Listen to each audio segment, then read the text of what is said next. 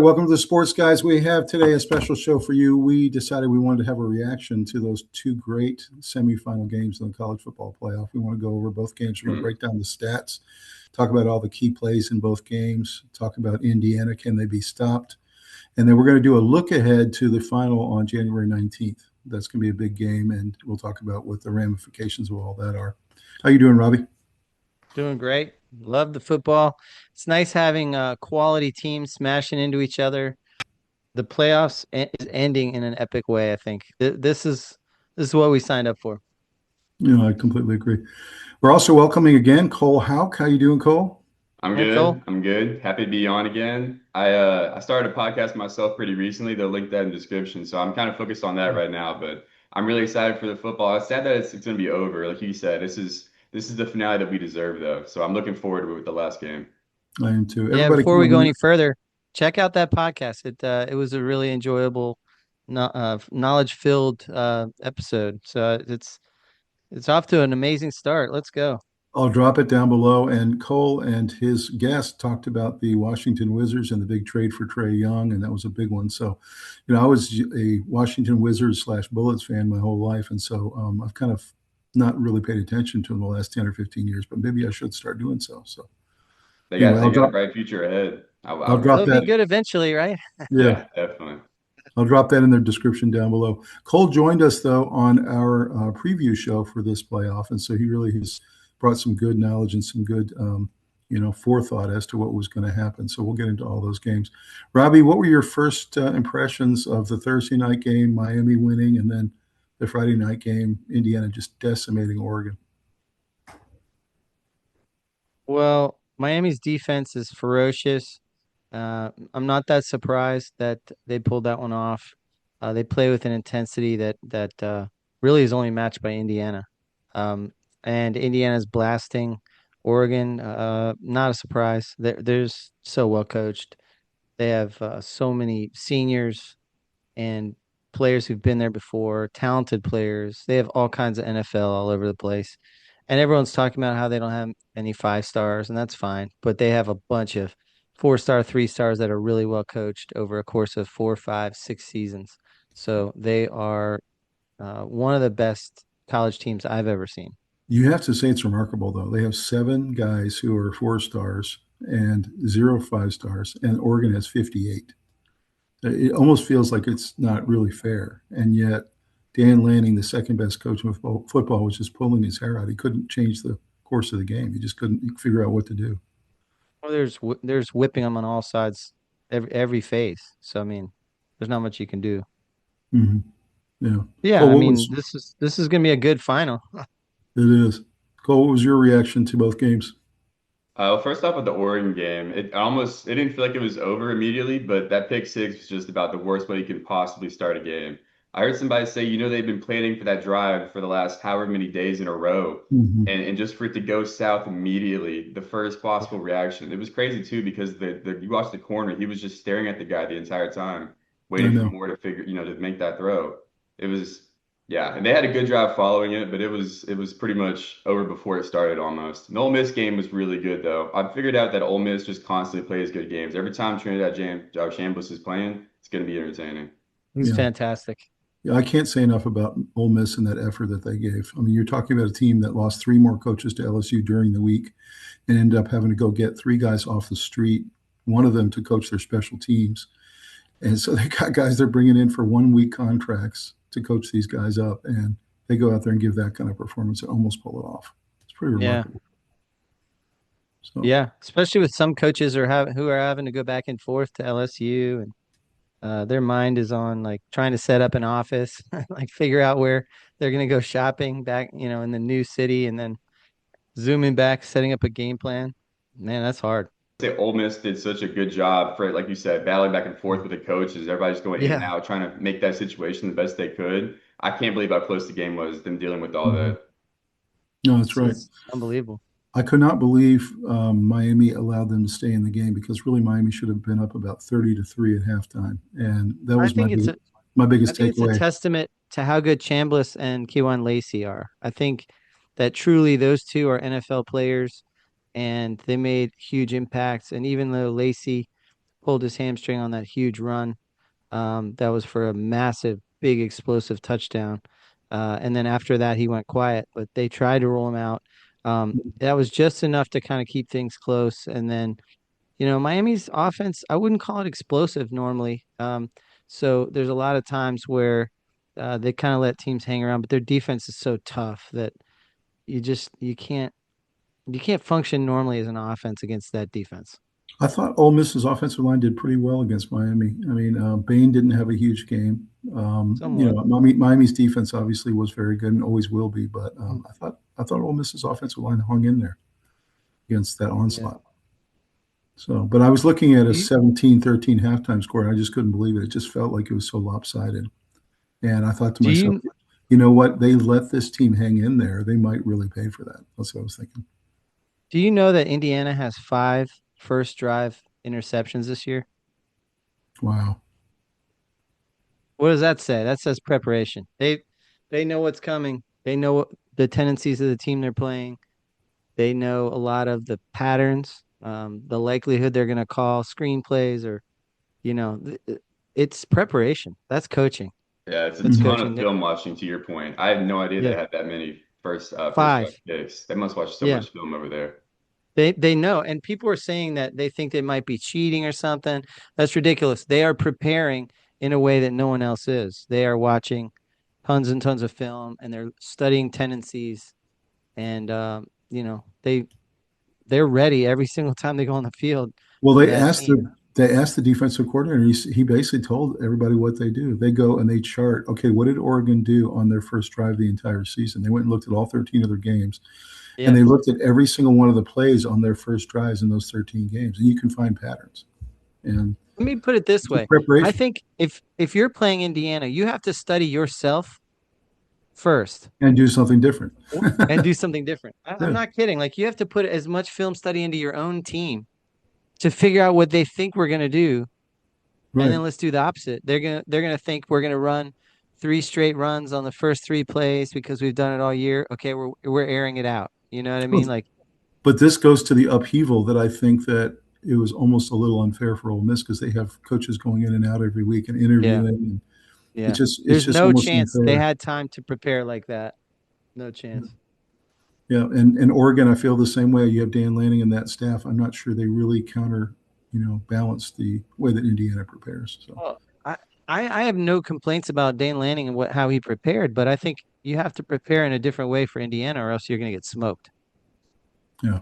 I So mean, then, Cole, you talked about that second drive, a really excellent second drive by Oregon. I felt like they really answered well. And then, of course, Dante Moore fumbles it inside his 20, which was devastating. And then it just felt like the water over the dam started happening, and it was just like they couldn't contain Indiana after that. Yeah, they had a really solid balance of just quick runs, in the middle and outside, and then short, quick passes as well, because everybody, they would not get anything past 15 yards with that Indiana secondary. So that looked really good. But as I watched it, I realized eventually, the defense is going to start playing up a little bit, and that's not going to work for the rest of the game. So I was really curious what they could do, and it frankly didn't matter because he fumbled the ball on the next drive following. That's yeah, exactly right. yeah. They got 3 touchdowns in the first half off of turnovers. There's no world in which you beat Indiana turning the ball over like that and giving up touchdowns and Or results. anybody. If they had been playing Ole Miss, Or they wouldn't anybody, have beat Ole Miss. anybody. Yeah. But So certainly not a team that doesn't make mistakes themselves. Indiana makes no mistakes almost. that's true. In fact, Yeah. there was a play where they scored, and you could see Signetti scowling because I guess somebody missed a block or something.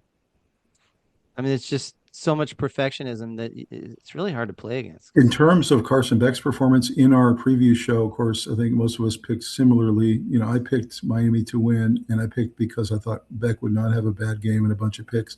And then I picked Indiana to win the final because I thought Carson Beck would have 1 or 2 devastating picks. And I still think that's going to happen. And but anyway, any thought about Carson's performance and kind of his game manager skills against Ole Miss? He kind of guided the team the way he needed to. I think he looked like, obviously he had a couple mistakes thrown in here and there. I think he had a pick in that game, but I believe he looked more professional than I'd seen him in most of Mm-hmm. the games this year for Miami, and probably a lot of games at Georgia in the last few years as well. He ran more than I expected. I said last episode he's kind of an underrated runner. He's He doesn't athletic. use it ever, Yeah. but he looked like an NFL quarterback that can't really scramble and had the ability to scramble anyways and kind of fight through it a couple times in the game. So I was pretty impressed with him. I'm still scared about him playing poorly in the Indiana game, but Mhm. he's looked pretty good up until this point. I agree. They were saying that when they compare him and Chambliss, a lot of the analysts were saying that, he's the game manager type. He's the guy you draft in the fourth or fifth round and you sit him on your bench for a year or two and you try to develop him. Whereas Chambliss is really a difference maker. He's a guy who can scramble, throw on the run. He can make unbelievable plays. He's kind of like that guy who has a huge ceiling, whereas Carson Beck feels more like the game manager. I was pretty happy with Chambliss as well because he finally used his scrambling ability to go forward. A lot of times in the last few games, especially in the playoffs, he had been scrambling around and making passes, which is still Yeah. very impressive, especially in the second half of the other game. But he finally used it a couple times to get yards, and it proved that he can do that as well, which obviously everybody expected. But it looked really nice in that game. Came up clutch time and time again in the second half. He's going to be a really great prospect. Yeah. You know that repeatedly I've said Chambliss and Mendoza are the two best quarterbacks in college football coming out this year. Yep. And I think that played out. Like, I don't know that there's that much question about it anymore. Everyone was saying it's Dante Moore versus Mendoza. That didn't look particularly close. Mendoza against Chambliss. Now that would be something to watch. That I'm not saying they would beat Indiana, but I'm saying the quarterback play level would be sort of epic. It Yeah, would be that's true. it'd be great. So I can't wait to see those guys playing each other on Sundays. You know what I mean? It's good fun. Yeah. It is. Dante was supposed to be a top five, I think, kind of top five-ish quarterback going into that game. Do you guys think this game dropped his stock a ton? What do you guys think he's going to go in the draft? Because Not a I ton, but do. it did drop I his stock. do. I think He's he's going to dropped him a little. return. I think he's going to He needs return. to come back wow, and work on the things that it was sort of evident that he just couldn't. He looked a little overwhelmed at times. Mhm. Just the way he was running certain plays, some of the RPO where the running back knocked the ball out of his hands. It just looked like not a well-oiled machine. And I'm not going to put all the blame on him, but I think it would be really smart for him to come back, get his 3 or 4 million or whatever, Yep. and Although apparently really it's not a get the film going, and then work his way into Heisman conversations. apparently it's not a done deal. He said he's going to sit down with his family and his representation and think about it the next couple of weeks. But they have to make a decision by the end of January whether they're going to be in the draft. I'm not saying it's a done deal. I'm saying what I Yeah. think he should do. Yeah, he Yeah, might I not. agree. He might go if he's going to be first round pick. It might be time to go. But I think to get developed properly, he needs another year of Dan Me Lanning. too. Me too. 100%. And then I think that Chambliss, the day after the game, found out from the NCAA he did not get his 6th-year eligibility. Yeah. So that's going to force him to also go. So he's going to be, I don't know if he's a first round, second round pick, whatever it is, but he's coming in as well this draft. Me personally, I think he's a top 5 pick. I mean, like, Yeah. you're crazy if you pass up the next Patrick Mahomes. Mm-hmm. You're Yeah, crazy. we'll see. We'll see. So this game, guys, sets up a really interesting matchup. We'll get into the details of it, but what I found really interesting, all the storylines you have, the Miami Hurricanes playing at home in their home stadium, essentially, where the But Miami they're the visiting team. I know, and they're the visiting team at home. They're going to have their Right. fans completely geeked out for this game. The other thing that's interesting yeah. is Mendoza is from Miami, and he grew up at a house 1 mile from the campus. Was a Hurricanes fan his whole life, and His mom ran track at Miami. his mom ran track, and he wanted to be a Miami Hurricane. They wouldn't even give him a walk-on out of high school.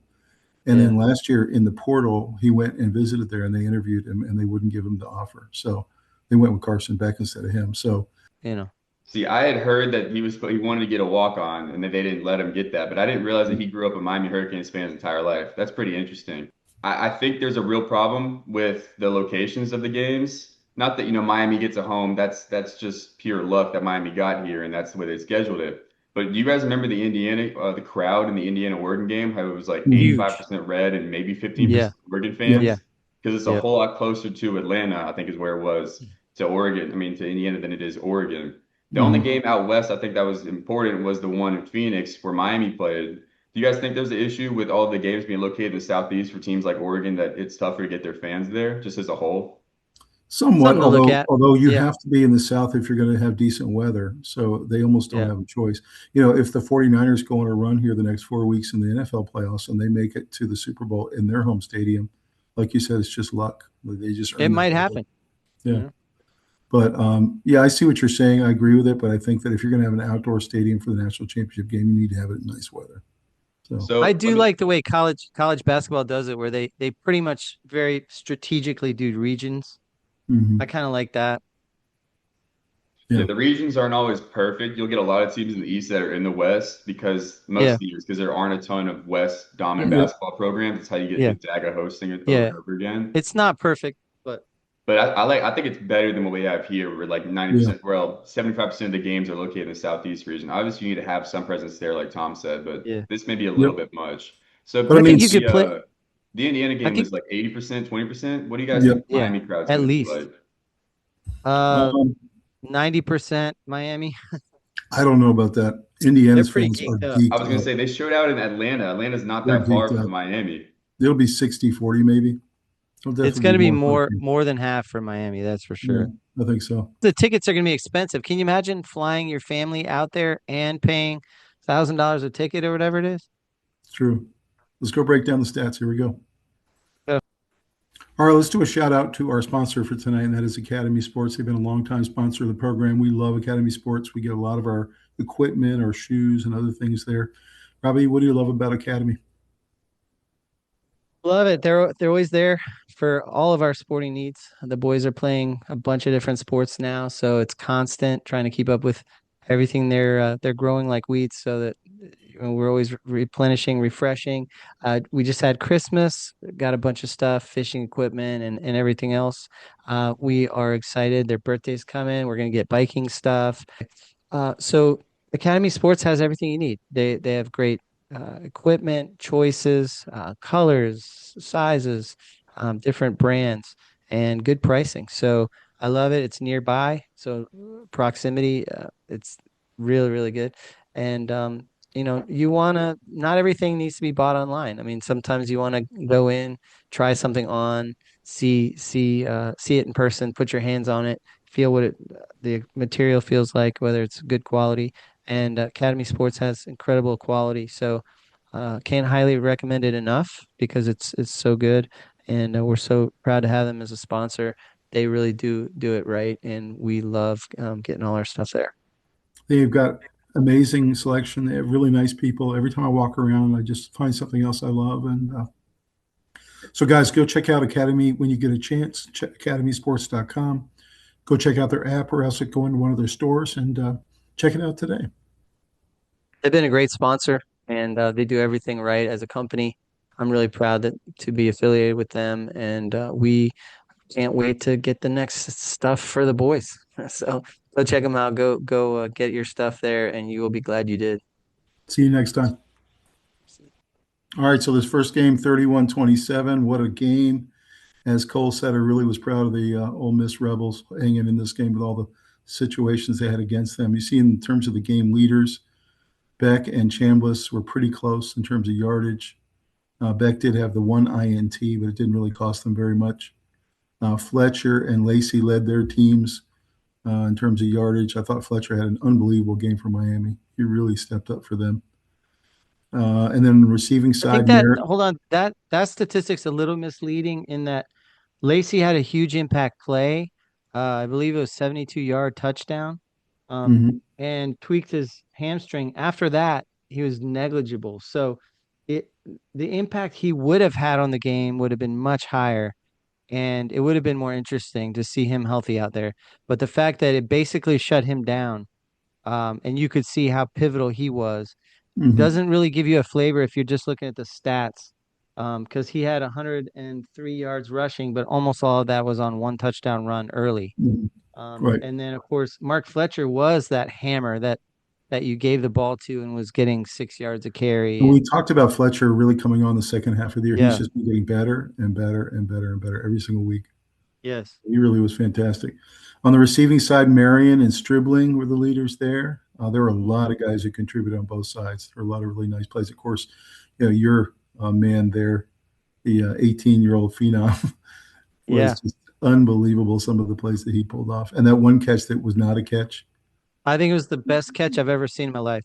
was the craziest catch I've seen in a long time. That was the Yeah. I OBJ. can't think of one that was more impressive than that one, Yeah. where he jumps up one-handed over the defender while he's going toward the sideline, comes down, his left foot's about to go out of bounds. He keeps it above the ground, brings his right foot down, inbounds, and then just a hair out of bounds. But I can't believe somebody can do that at full speed. I agree. It was like a ballet or something. It was just unreal. It was How like long do you something think really he's going to fun. stay in college? I mean, he had this unbelievable freshman year. We Yeah, just I took think the, he has to, but yeah, I don't know. Like they just don't make playmakers like that very often. yeah. So in terms of sacks, I thought the Ole Miss Rebels really hung in there with the Miami Hurricanes. Miami did get pressure. They did get some sacks, but for the most part, I thought Ole Miss's offensive line performed pretty well. And then overall, the Ole Miss defense I thought was very good, and that's why this was such a close game. Yeah. Yeah, the Ole Miss defense played hard. They definitely were bend but don't break. I mean, Miami crushed them in time of possession, 41-22 to 18-38. Hmm. That's, well more than double the time And of possession. and yet you can see the total yards were very close. So it just was Yeah. a really even game overall. One of So the we, stats that jumped out at me was Ole Miss was 2 for 13 on third down. mhm, That's not good enough.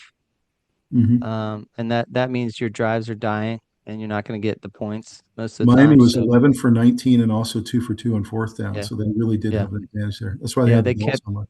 Yeah. they kept drives alive and they held the ball, held the ball, held the ball. That's how you wear down a defense. Ole Miss defense impressed me a lot in this game, for the most part, but Miami definitely was able to convert when it mattered. And to me, that's quarterback play. I mean, I was very impressed with Beck. Yeah. Yeah. So when Ole Miss goes ahead 27-24, very close to the end of the game, and Carson Beck gets the ball back with about 2 minutes left, did either of you have any doubts whether he was going to drive down the field and win the game for them? Because we've seen Carson Beck have good days and bad days, like we talked about. I thought he was either going to throw a pick or or running it, not run in, but get a touchdown. I thought it was either all the way one side or all the way the other. I'd seen Carson Beck do both of them plenty of times between Georgia and Miami. So it was just whatever happened, happened. I said I wasn't sure which one it was going to be. I'd be happy either way, though. I think I for the agree. most part, I've been a little higher on Beck this year than you have, Tom. Um, I kind of knew he was going to do it. He wasn't having one of those bad games. He only really had an awful game against SMU.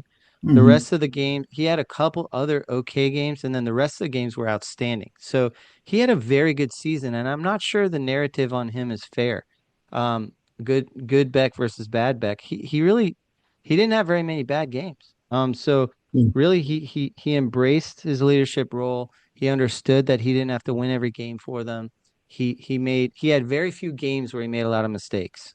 So he was a solid contributor, and I wasn't surprised that he contributed to helping them win. I mean, let's face it, the biggest play of the game was his scramble for that touchdown from the 3-yard line. Has anybody been in college longer than Carson Beck? You look at Malachi Tony, the freshman phenom, and he was an eighth grader when Carson Beck went to college. It's nuts. Pretty amazing how long these guys are staying these days. Yeah. Anything else about this game hit you guys? Yeah, I mean the final play, there's been a lot of discussion about whether it was interference. And that's an interesting discussion, I think. But I think you have to take into account that there's a thing called mutual combat, and that means kind of it's a different play when there's a normal arc to a throw where a pass interference, you don't have to play defense in such a way that's so physical.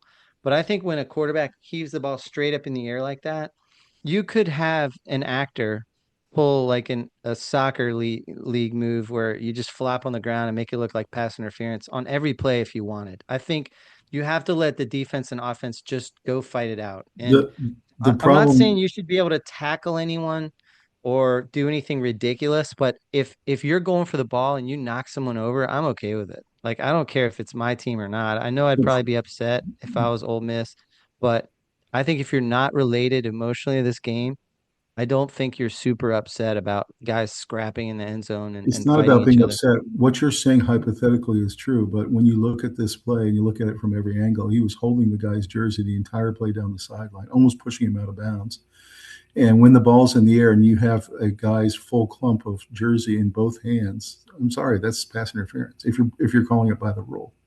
They And both had their and hands and, on each other. and for the And fact that they swallow, I believe mutual combat allows a normal amount more than on a regular pass play not of grabbing jersey with two physicality. hands, not grabbing jersey with two hands with the ball in the He didn't pull him to the ground. He went to the ground by diving hand. to try and catch it himself. Yeah. They were going for the ball, and he got a little spun around the defender, but he was certainly trying to play the ball. And this is why that rule is so hard to officiate, because you can see Rob and I completely disagree on this. He does Yeah. not think it should have been called, and you should swallow the whistle. And I thought it should have been called. Now, if it had been called, they would have gotten the ball for a one on-time down at the 20-yard line, and there's no guarantee they would have scored. They would have thrown a more normal pass, and I bet you there would have been less physical contact. Yeah. I just think I don't know. I think that Hail Marys are not something you can call normal pass interference on. I think I like them swallowing the whistle most of the time, but I think in that situation you literally have to call it because it was literally in his jersey. But that's just me. I think if you were to call normal pass interference on Hail Mary plays, you would have to call one on every single one. See, that's kind of my thing about it too, is that I almost never see pass interference on Hail Marys, and I've seen more egregious pass interferences on Hail Marys that were not called than the one against Ole Miss or against Miami. I've seen it where they pull the guy's arms down and all this other stuff. Yeah. It wasn't like that. The guy they were grappling each other, trying to swing. They were falling. It wasn't beautiful. It wasn't like, perfect football, but it's a desperate play. It's a desperate situation on both sides. If you're the defender, you can't sleep at night knowing you just allowed that to happen. You're going to do whatever it takes. If you're the offensive player, this is the seconds going down to 0 on the clock. This is it. So it's this desperate play. I think by the way, just letting it go and have mutual combat on a Hail Mary is important. I'm not saying call every PI like that. I'm not. I'm saying on the final play where the quarterback airs it out straight up in the air and it's a free for all. Let it be a melee, By the way, Robbie, that's what just looking purely about the pass itself and some of the passes that Chambliss threw in this game, it was an unbelievable ball. It was right in his hands. Yeah. He could have caught it. In a desperate situation like that. So if the Miami Dolphins end up with Trinidad Chambliss, you must be happy. There's one more I hope thing he does fall about this game is that I was really impressed. I said this last week too. I was really impressed with Miami's play calling when it came down to the last few, the few drives they had. Yeah. This was really highlighted the most by, I don't remember what down it was, but this is when they got the 36-yard touchdown. They brought the lineman around and then to the right, then everybody ended up going from the right side to the middle. And they played a screen pass to Tony, and he ran up through the middle and just had every block over and over again. It's a beautiful play. Really, really impressed with that. And I think it'll be really interesting to see how Mario Cristobal calls the plays against Indiana's defense. I agree with that. That's a really good call. Do you guys ever follow on ESPN? They have a thing called the EPA. Do you guys know what that is? It's called the expected points added.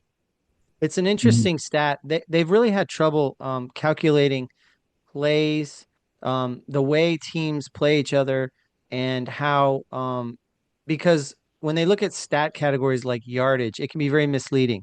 Some teams can score a ton of yards, but then keep turning the ball over. They're going to lose, and they dramatically win the yards from scrimmage category, and then you look at the score and you can't figure out what happened. The EPA is a lot more of an accurate appraisal of if you were to continue playing.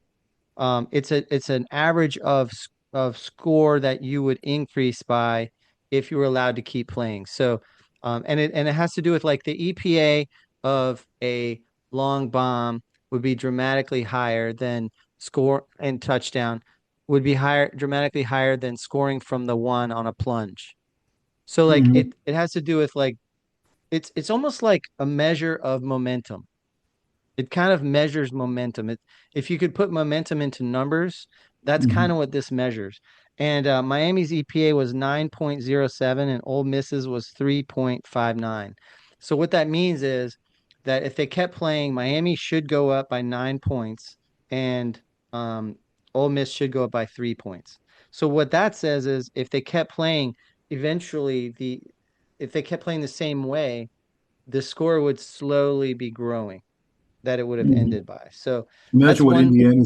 what Indiana's is compared to everybody else. Well, we'll get to that in a second. Yeah. It's pretty dramatic. Yeah. But most EPAs are somewhere between -3 and +7 or 10. And the fact that Miami was 9.07 is on the high end of excellent. And then Ole Miss had a nice one, 3.59. That means if they had kept playing, they would have gotten 3 more points, um, Mhm. probably over the course of another quarter. So, Mhm. but I like looking at that. That's an interesting stat that I look at. Because it takes into account all kinds of things, like where something is happening. If you have a long bomb that's an interception, that's not nearly as bad as an interception on your own 4 yard line, kind of Mhm. thing. The Sure. EPA would grade that separately. This is Um, kind of like a punt, essentially. yeah, it's like a Yeah. punt, and it doesn't allow the other team to immediately put themselves in a position for points. So there's a whole lot of mathematical factors that go into it, and I think it's a really interesting thing that ESPN created. But yeah, so that's one thing that It's interesting. numerically, if Miami and Ole Miss kept playing, the margin would probably Right. slowly grow even more. So that's that's Well, just some. congratulations to Miami. They get to go home and play for the national championship. Let's look at the stats over in this game. 56-22, absolute blowout, 35-7 at halftime. And Indiana Hoosiers really imposed their will on the Oregon Ducks between the two best coaches in college football.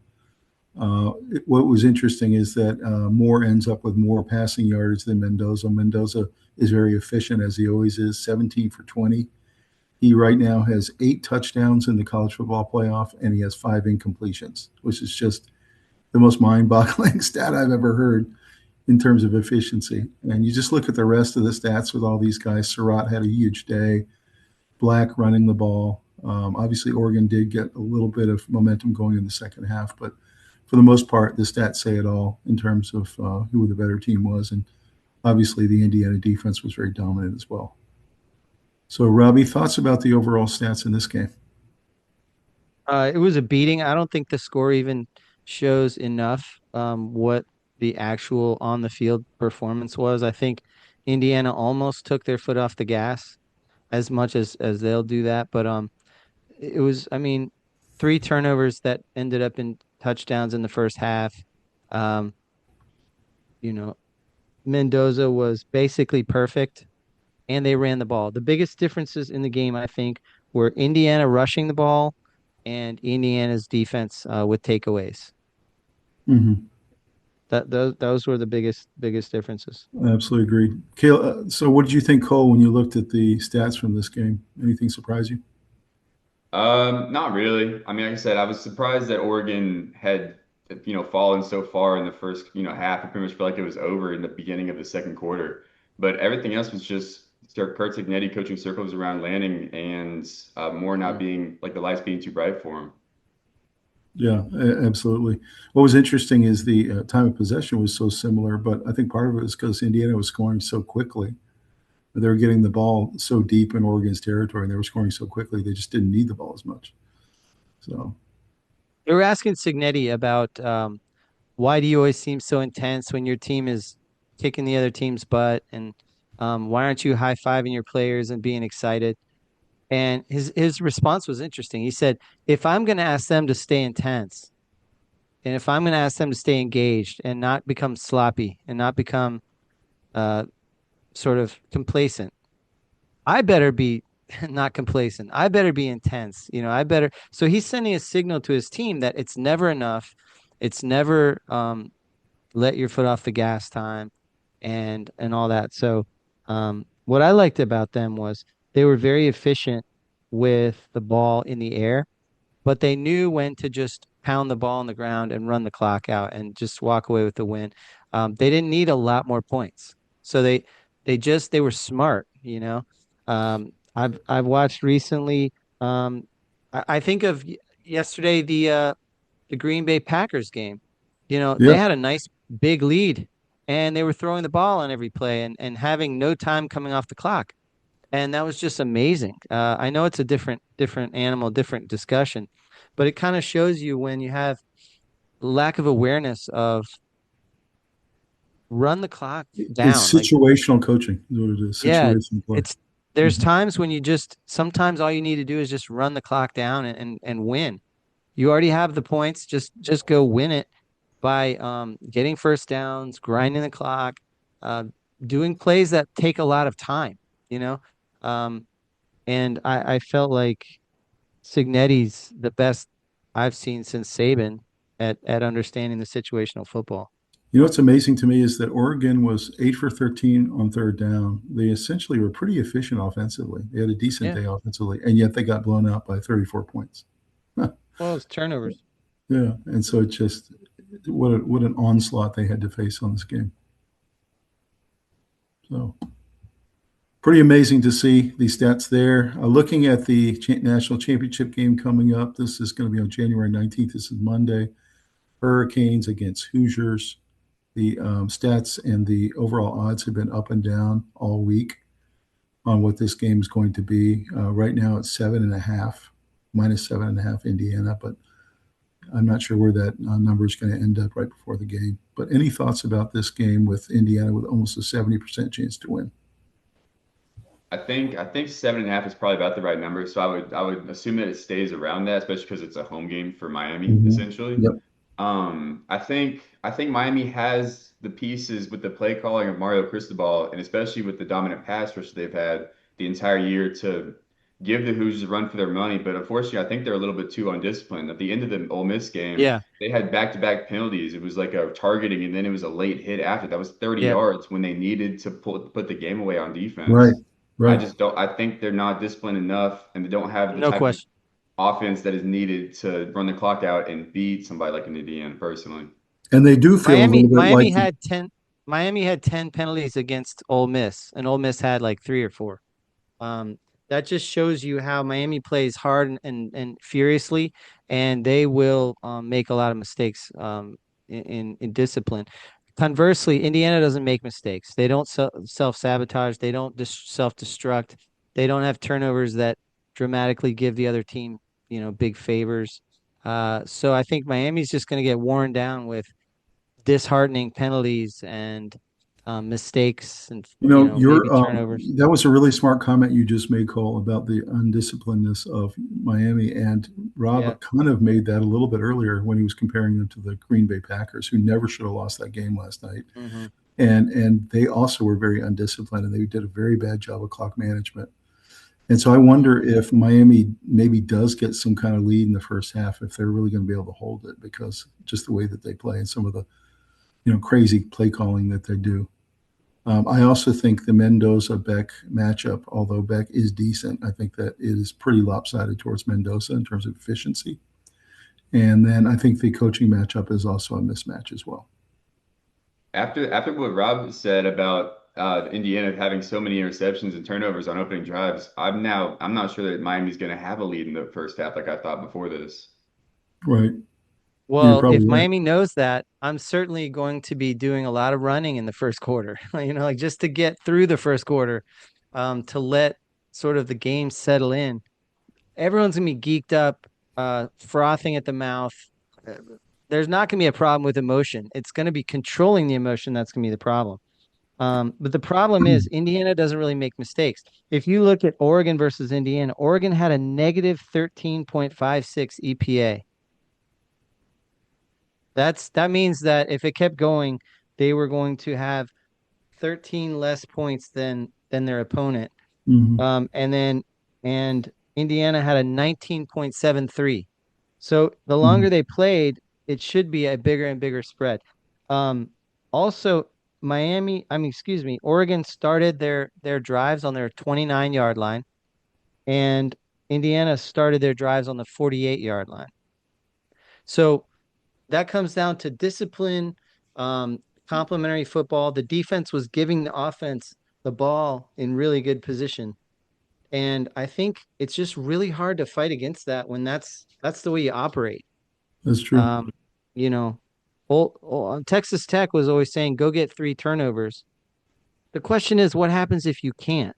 Indiana can beat you other ways. Texas Tech was never going to beat you if they didn't get 3 turnovers. Well, and that's what I think is interesting. I don't think Miami is going to turn the ball over like Oregon did. And so that's Right. why I think it will be a closer game. But I do think Indiana is substantially the better team. And so in the end, Yeah. as the second half wears on, I just see Indiana starting to spread it out a little bit in terms of the lead. I will say, I know what I just said about the first half of Miami, but honestly speaking, if you're Miami, I would watch that first Oregon drive. There clearly is a formula they can have to successfully go at Indiana's defense in the early Mhm. parts of the game. They True. can replicate that enough and get it to the point where Indiana is playing their guys up a lot. Carson Beck is the type of quarterback that can throw over and throw some deep balls in there from time to time as well. So that may be their best route to get a 10 or so point lead going into halftime and trying to maintain it throughout the second half to win the game. Very true. I agree. And also, I think getting Malachi Tony into the game and getting him where he's causing damage, he can shake the confidence a little bit of Indiana. I will say Indiana's average age, 23 years old, the average player on Indiana. For reference, the Green Bay Packers average is 25. Yeah, that's right. That It's is true. it's they're almost like a pro team. And so they're not going to get rattled. If things aren't going perfectly for them, they got Signetti, who's the Yoda, and they're older and more mature and not going to be as emotionally unregulated. They're not going to be making many mistakes. But what if they start making mistakes? What if they're jumping off sides because it's so loud in there, nobody can hear anything, and the nerves are getting to them? So they're humans. They are 23-year-old humans who are a little bit older, more mature, wiser, and well coached. But that doesn't mean that they can't get rattled if some things go a little bit south. So, If Mendoza gets a little knocked around and maybe nicked up, if they have a quick turnover that Miami turns into a touchdown, nobody saw that coming. Like if some things go a little bit wrong, Indiana could get rattled and then get out of their element. But normally they're the ones who have the momentum, the yeah, the sort of the mindset of we're going to destroy our opponent, not just beat that's them. true. So, Rob, give me your top three things Miami can do to win this game and your top three things Indiana can do to win this game. And then give me your prediction, and then I'll go to Cole. I think Miami with Fletcher can break some off. Their offensive line's huge, and I'm not sure Indiana's used to facing that level of offensive line. They've played some other teams this year that have big lines, but this year's offensive line for Ohio State wasn't as impressive as it's been. So I think Indiana's going to be shocked at how difficult Miami's defensive line presents for them. Um, Mm-hmm. so offensively, I think running the ball, the offensive line for Miami is impressive. If they can grind it out and have low scoring, long drives against Indiana's defense, they're not used to that. They could get them out of their element. Beck, if he can have a nice game where he's not asked to do too much, but keep the chains moving, getting some third down conversions. And then defensively, Miami's defense has to get pressure with the front four, Mm-hmm. because their secondary is fantastic and really, if they're allowed to stay fully manned back there, I think they got a shot at creating problems for Mendoza. What Indiana does just what's that? what does Indiana need to do to win? They need to dominate the offensive line of scrimmage, which is going to be very hard to do. They need to have Mendoza stay clean and able to survey the field properly. And I think those wide receivers are going to have to come up big. They have 3 NFL wide receivers, in my opinion, and I think they're all going to have to do well against Oregon. Surratt had 2 touchdowns, Becker had one, and Omar Cooper had one. I don't know if they'll need to do that well, but they'll probably need to do pretty well to keep the keep scoring so that Miami gets a little overwhelmed. Cole, what do you think? What are your keys to the game for both teams to win? Well, it's interesting because I think there's three things that Miami needs to do to win the game, and really, I think there's only one thing that Indiana needs to not do to win the game. Let that tell you how I expect this game to go and why the Mm, spread is 7.5 when it's a home game for Miami. First off, I think Miami, like I said before, needs to run plays similar to what Oregon did on that second drive, where all the plays are 3 to 7 yard plays, consistently running the clock, having it just be real consistent offense that you can get pretty much Hmm. whenever you want it. And eventually that'll let Indiana play up a little bit, have Carson Beck throw a little bit deeper balls, kind of spread it out. Just take what you have from there because that should be relatively easy, or maybe just the easiest way to be able to get points on Indiana in general. Second thing is to be a little less or more disciplined than they were. Like I said, you cannot have as many penalties as you had in the Ole Miss game against Indiana. They will make you pay for it on defense or I mean yeah. offense, both sides of the ball as well. And the third thing is Carson Beck to have less than, I guess, 2 turnovers. Obviously Right. zero or yeah, 0 or 1 would be great. But he, like you said, he's actually played pretty well for most of the games, but he also has really, really low lows. Like the Louisville game, I think he had 4 picks. That's Yeah. Mhm. that's he He's was the bad. reason that they lost that game, Yeah. 2 or 3 Mhm. Yeah. months He played back. terrible. So if he just plays a consistent game, there are more disciplines on both sides of the ball, less penalties, like they've been doing false starts the entire season. Need to cut that out completely, and then just play consistent short plays until Indiana changes their defense up. I think that's the best chance they have to keep running the clock out. For Indiana, it's pretty much just don't turn the ball over. That's all I have for Indiana. As long as they don't have 2 or more turnovers, I don't see a world where they lose this game. I agree. So mine are very similar to both of you, kind of in the middle. I'd say on the Hurricane side, Fletcher running the ball and shortening the game and keeping the ball out of Indiana's hands. It's really important for Miami to control the clock in this game and to have bigger time of possession. Number two, get the ball into Malachi Tony's hands. He's a difference maker. He's your Tyreek Mhm. Hill.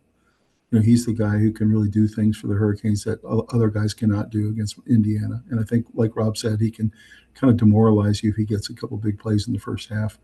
So that's two. And third is you have to get pressure on Mendoza. You just cannot allow him to be comfortable. If he's comfortable, he just tears you apart. And so those are the three things for Miami. And then on the Indiana side, I'd say run the ball with Hemby, and their backup guy is pretty good too, Brown. Um, and allow Mendoza to cook, meaning throw to those three receivers Rob talked about. And then the third thing is tackle well. Indiana's the best tackling team in the country.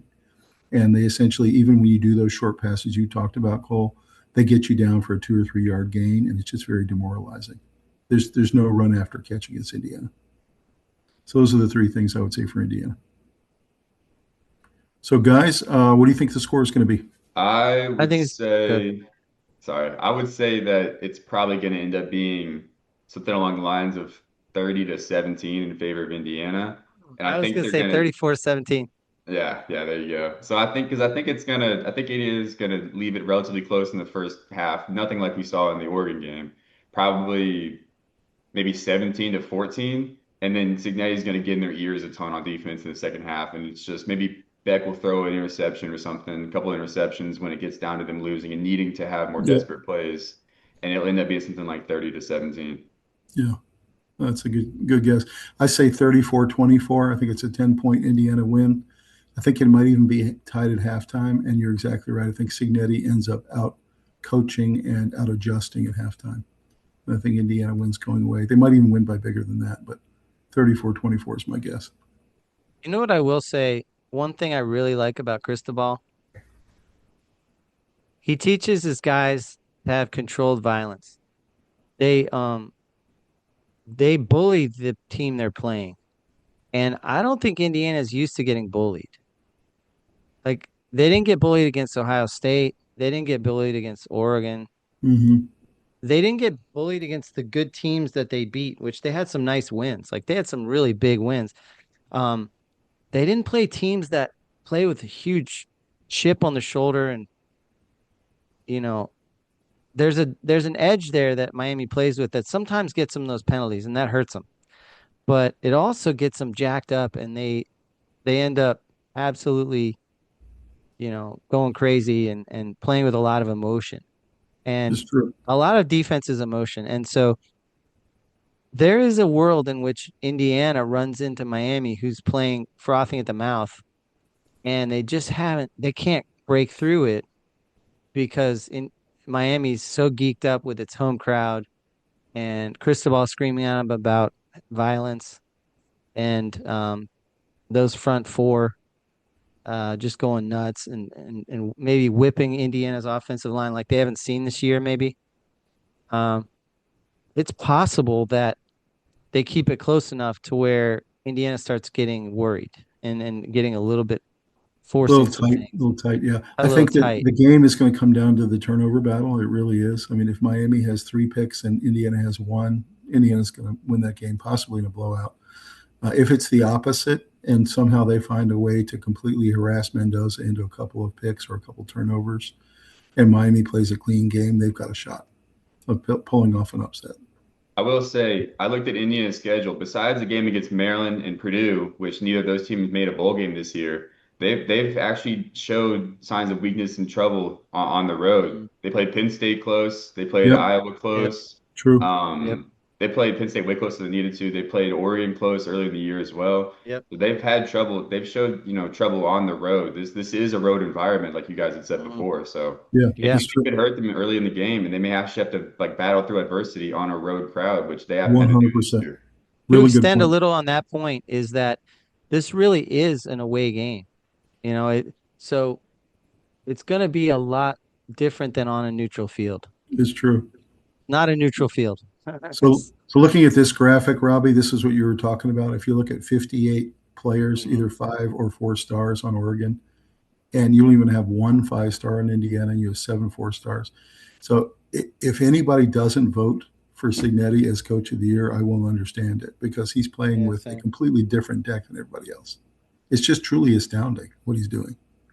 And that it's not only coach of year stuff. I don't think people are putting enough emphasis on, that he has 7 4-stars and 0 5-stars this year. What happens when he has 20 next year and 30 the year after that and I know. 45 and 55 the year I after that when he's know. competing on everybody else's, Imagine if he had Oregon's roster with Mendoza. I mean, Well, my he goodness. will in 4 or 5 years potentially Yeah. in this hypothetical, and then what? Yeah. What is anybody else supposed to do at that point? Nobody's talking about that Yeah. yet, I don't think. You can't.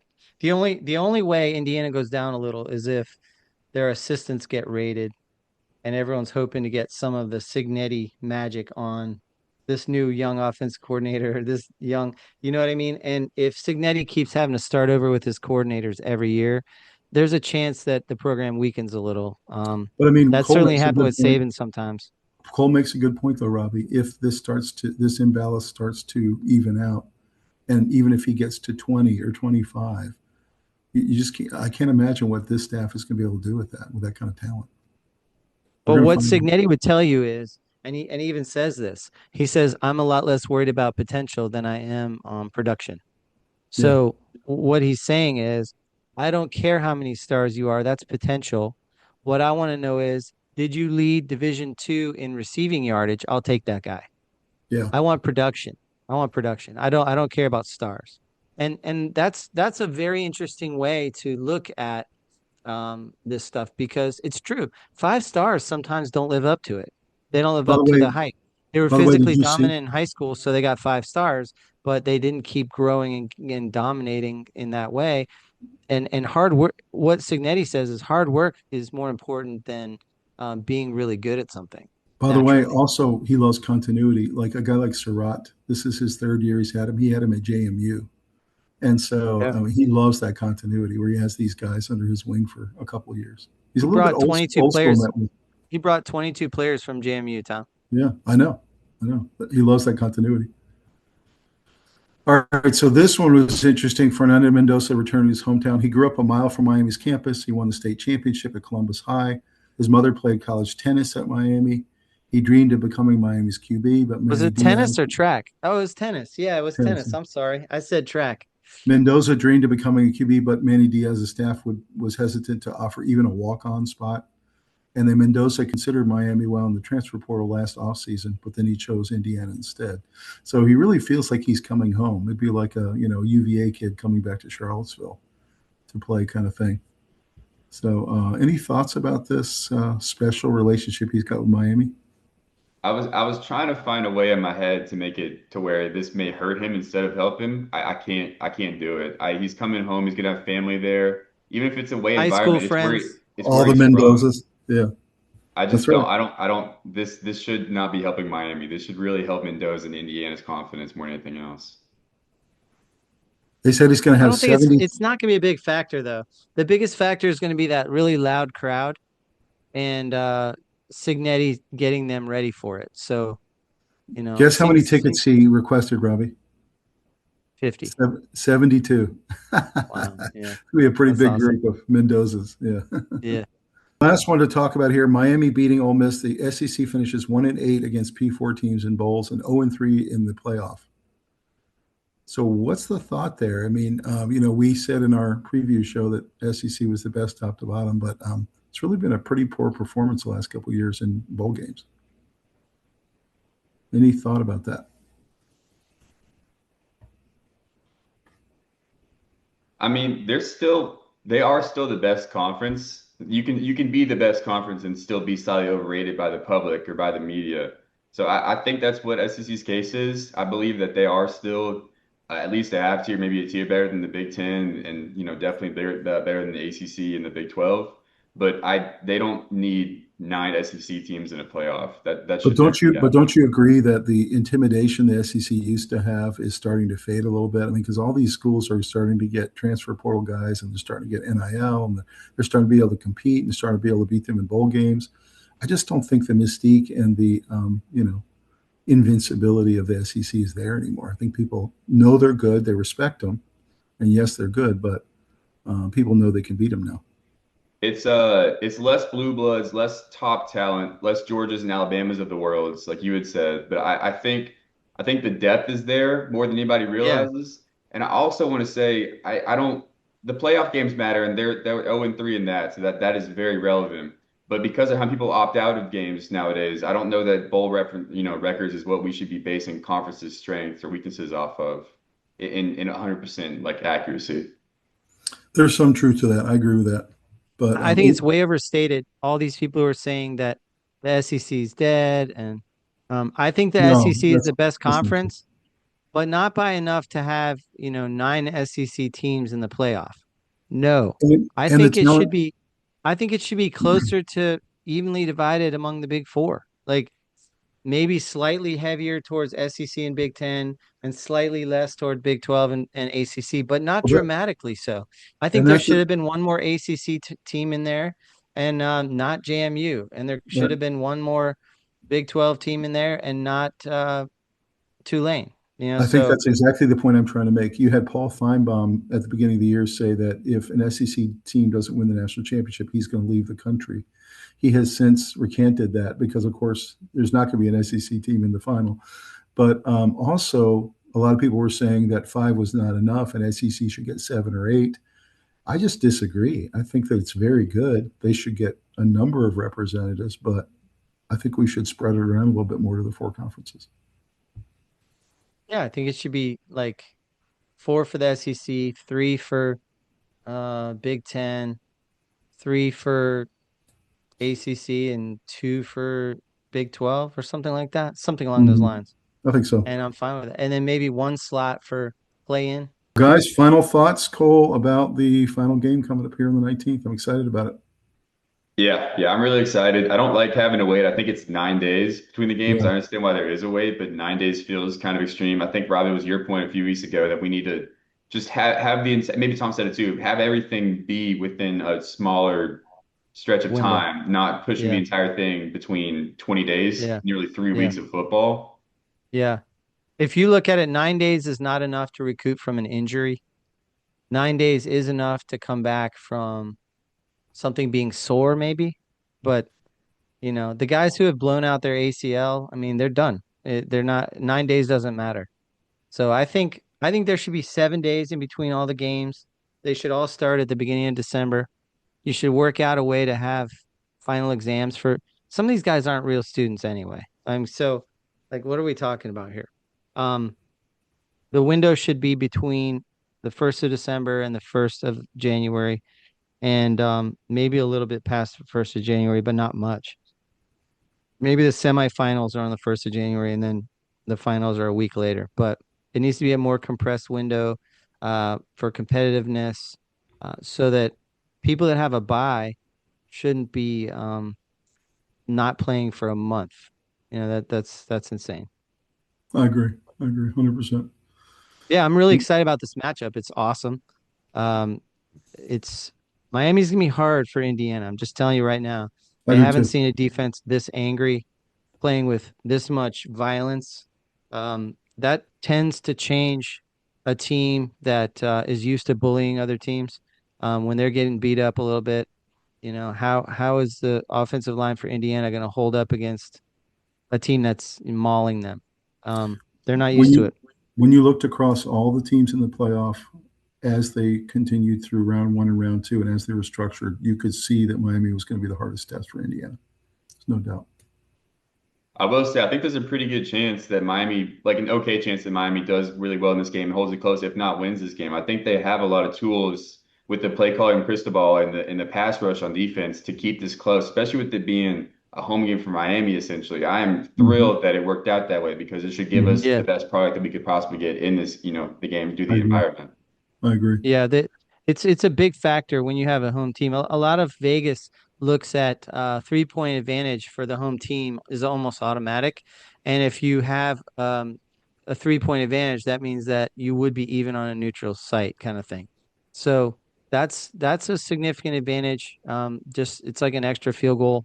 And I know that that's a weird way to look at it, but it does give you an advantage to the point where it's kind of tangible, where the other team is having to slightly amend their not so much their play calling, but their at the line uh, adjustments and stuff like that. They have Hmm. to go to simpler hand signals. They simplify changing plays. And sometimes that means a quarterback like Mendoza gets a little bit marginalized from his impact because really he kills you in being able to do everything he wants to you. And if he can't because of limitations, because the crowd's so loud, then you have a situation where maybe you get Indiana light. It's Hmm. not quite as dominant as what it could No, be I on a will new. agree with Cole too. It's way too long a layoff. They should play this game on Saturday the 17th, and they should do it at 3:30 in the afternoon so the kids like your sons, Rob, can watch the game. It's absurd to Hmm. have this at 8:45 on Monday. Yeah, There's no kid in the country who's gonna be able to watch it. no, maybe first half, maybe I mean, don't you agree with that, Cole? I mean, if you have if they're a couple lucky. couple teenage kids or you have a couple 10-year-olds, you're not gonna be able to watch at 8:45 Monday No, night. I mean, it's crazy. I I've no, got school that's the their next day. bedtime. Yeah, Yeah. I was watching sports really late as a kid, so I'm the wrong person to ask about this. I was blessed to be able to watch sports, relatively late, not at like Pac-12 after dark late when I was a kid, but getting up towards your 10:30s or 11s. It would be like you said, probably most of the first half for your average, maybe most of the first half for your average kid. So I it mean, is not for the obviously late, 10-year-old. I mean, the 10-year-old's got school the next day. They got to go to bed at yeah, 9 no, o'clock at the that latest. and younger Yeah, than that, Yeah. definitely. I will say, yeah, going back to what Rob said about Mendoza possibly being marginalized, I don't think it's just Mendoza. I think it could be the entire yeah, team. Like there could be false starts, and that disrupts everybody. I think Signetti's yep, got more to deal with than he realizes as far as the crowd affecting. Well, I don't know Yeah. about him personally, but I think that there's a lot more that people are realizing that goes into that crowd affecting how Indiana plays and how they're this perfectly coached team. This is going to be a very different environment from what they're used to, and I'm really curious to see what it looks like in the first half, and if it shows off bad in the first half, if he can make the proper adjustments in the second half to pull out the game if he needs to, Signetti. I will I would say agree. that's where Indiana does have an advantage, and that is Signetti is the mental master. He knows what it's going to be like. He knows what his players need to be doing to prepare for that. Mhm. And so I do think there's gonna be a whole lot of hand signal communication that they're gonna implement or revisit from their camp days, where they're gonna need to bring in a lot of the stuff that is gonna allow them to have success to get the crowd quieted down. Mhm. I think that Signetti understands the mental side of football probably better than any coach either I've ever seen or in the league with the best, Saban and all those guys. Um, he always talks about his number one concern is complacency. And so he's always saying that his job is to make his coaches uncomfortable when things are going well and calm and comfortable when things aren't going well. So he gets that he needs to be the equalizer and the guy that evens things out and keeps his team hungry and angry and, you know, desperate. And so he kind of admitted that's his main role is to operate in that world. So I don't know. Well, guys, thank you so much for joining tonight. Please like the video, subscribe to the channel, enjoy the final. It's going to be fantastic. We'll see if some of Cole's theories come true. We'll see if some of Rob's theories come true. All of us think Indiana is going to win, but hopefully it's a great game. And Cole, thanks for joining, and good luck on the podcast, and we'll continue to follow it. We'll drop your podcast link in the description down below so everybody can check it out. Thank you. Yeah, I said it's the Open Throne. Just got started. I got some more basketball content coming pretty soon. It's gonna be football as well, probably NFL, a little bit more college football. Obviously, that's the season is running out here, but yeah, it should be a lot of fun. Hopefully, it's content you guys enjoy. It's similar enough to what you guys do. So thanks for all the support and allowing me to be on here again, guys. I really do appreciate it.